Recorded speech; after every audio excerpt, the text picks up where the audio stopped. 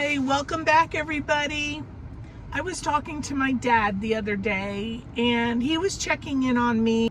Like a lot of people I meet that I tell that I'm walking on the Appalachian Trail, they have lots of questions. So in this video, I'm gonna do a brief overview of the trail, things that people that are not in the Appalachian Trail community may not know.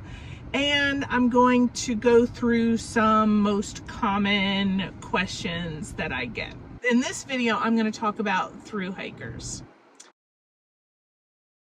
Through hiking means that you will hike the entire trail within a calendar year. So if I started in January, then I would have until the next January to finish my hike. The majority of hikers will start their hike at the Amicalola Falls State Park, and that's in Georgia. That is called going northbound or Nobo, and that's where I'm going to start. But there's other ways that you can start. You can start anywhere that you want on the trail. There are flip-floppers that will start at one section, say like in, let's just say Virginia, and they'll walk to a point or maybe to the end to Katahdin, to Maine, and then they'll flip back to where they started and go and then walk to the other end. There also are people called southbounders or Sobo hikers. So they start in Maine and then they will hike going southbound and end their hike in Georgia. It should take approximately 6 months to complete. From Amicalola State Park, you register your hike there. You get a tag that you put on your backpack that identifies you as a through hiker. This year that tag is purple. You'll start your journey at an arch, and it's a beautiful arch right there by the visitor center where you register. And then you will start what's called the approach trail. So the approach trail starts at Amicalola and it runs up to Springer Mountain. And Springer Mountain is the actual start of the Appalachian Trail. So from the approach trail, you will follow blue blazes, winding your way through the woods, and then you eventually are climbing Springer Mountain.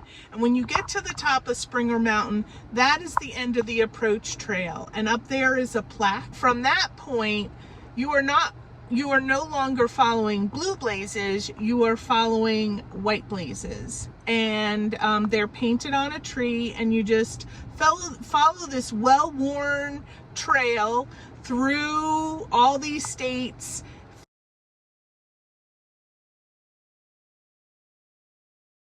The Far Out app gives you what your milepost is, how far to the next shelter, how far to the next water source, notes that other people make about the trail, such as like if a water source has dried up, then people will make notes in it, and then people coming after that person won't maybe go down to that water source and try to get water. It will show where shelters are. It will show where important landmarks are. It will show views. It will also show like towns and where you can resupply, and give you information on shuttle drivers that you can drive you into those towns.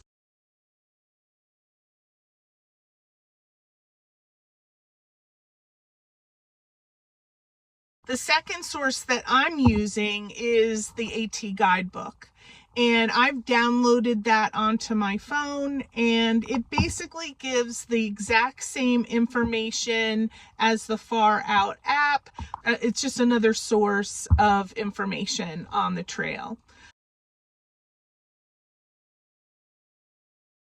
I will also be carrying with me a spot tracker and that will, people can track where I am on the trail. It is also serves as like an emergency beacon.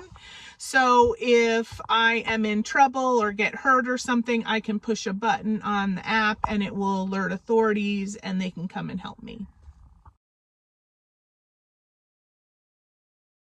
One thing that I have heard is a concern is getting lost on the trail. I have heard about people getting lost on the trail, and I'm not saying that it's not possible. It's just very difficult to get lost on the trail. It is a very well-worn trail. There are thousands of people that hike on it every single year, and it's very hard to get off the trail and to get lost. I will be carrying with me everything that I need on the trail in a backpack on my back. And when I first start off, I will be carrying more winter clothes. And as the weather gets warmer, I will send back that cold weather gear back home for them to hang on to until I get closer to, say, New Hampshire. And then they'll mail it back to me and I'll have warmer clothing again. But usually, like in the spring and summer, I will just have like 2 pairs of shorts, 1 shirt, my undergarments, and that's all I'll be wearing while on the trail. I will be carrying my tent with me, and if I'm not staying in my tent, then I will be staying at shelters. Shelters are very convenient. They're 3-sided, so it's usually 2 sides and then a back, and then the front is open. And then usually shelters will also have, maybe they'll have a fire pit. Usually they have a picnic table so that you can cook your meals there. When I'm not on the trail, you can stop at a hostel, can also stay in hotels. So people will go into towns and they will resupply their food selections to carry on their next section of trail. They'll rest their bodies, so they'll stay like maybe 1 or 2 days, or what's called a Nero, which is you stay part of a day. So you'll go into town, you'll do all your chores there, and then you'll get right back on the trail that same day. That's called a Nero. Other people, and this is probably more likely me, will be staying in like a trail town 1 or 2 days. And then you'll do laundry. Usually you'll go to a restaurant or 2 to fill up on foods that you are missing.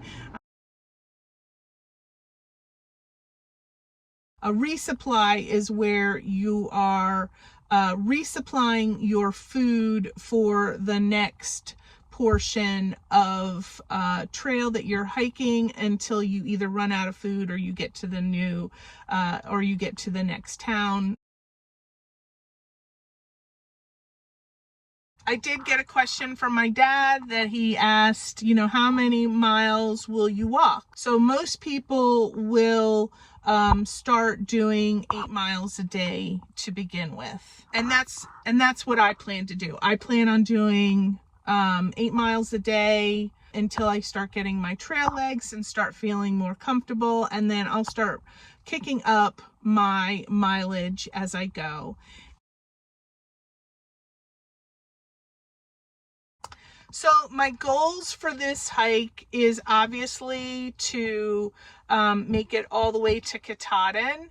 It's also to enjoy everything that the trail has along the way, to prove to myself that I've got the strength and the moxie to do this hike, and to share everything that I've learned with my friends and family and anybody else that's out there and watching these videos, and being able to look back on it later with my grandchildren and my family and and I'm so looking forward to it. I hope that this video helped explain some things about the Appalachian Trail. It's hard to go through exactly everything, but I'm hoping that in videos to come and videos that I've done in the past that you'll be able to fill in some gaps.